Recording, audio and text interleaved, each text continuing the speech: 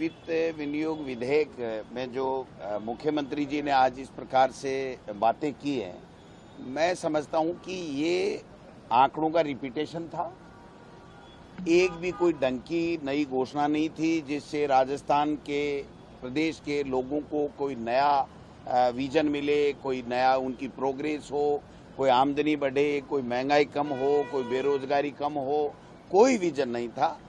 पूरे के पूरे इनके रिप्लाई में जो दिल्ली में रसाकसी चल रही है, उत्तर प्रदेश और अब राजस्थान के लिए भी सुना है चल गई है, तो उसको लेकर के एक तरीके से थोड़ा सा जो डर का वातावरण, भय का और जो वातावरण था उसकी छाप नजर आ रही थी। आप देख सकते हैं कि मुख्यमंत्री जी ने एक भी ऐसा विजन पेश नहीं किया, एक भी ऐसी योजना पेश नहीं की जो आम गरीब को, पीड़ित को, शोषित को कोई न्याय देने वाली हो, कोई उनके जीवन स्तर में सुधार लाने वाली हो। आप बताइए, 25 लाख रुपए का बीमा मिलता था, उसके बारे में कहीं कोई जिक्र नहीं, कोई शेर शायरी से अगर पेट भर जाता गरीब का तो फिर तो बात ही क्या होती।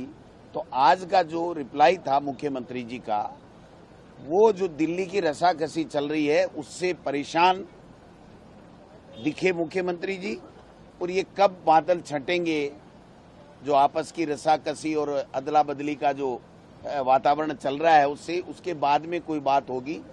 दिल्ली का केंद्र का बजट आने के बाद में और उसके बाद में अगर मुख्यमंत्री जी की रिप्लाई हो और उसमें 1 रुपया किसी योजना के लिए मिले नहीं, कोई नई योजना शुरुआत हो नहीं, गांव का, गरीब का, पीड़ित का, शोषित का, रोजगार का, महंगाई कम करने का किसी तरह का कोई विजन, कोई बात, कोई योजना दिखे नहीं, इससे ज्यादा क्या हो सकता है। तो मैं समझता हूं कि आज मुख्यमंत्री जी ने पूरी तरीके से सदन को भी निराश किया और पूरे प्रदेश को भी निराश किया है। कोई नई चीज ये नहीं दे पाए हैं, ये मैं कहना चाहता हूँ। ईआरसीपी और यमुना जल समझौते की बात सदन में कहाँ है तो वो ईआरसीपी और यमुना जल समझौता।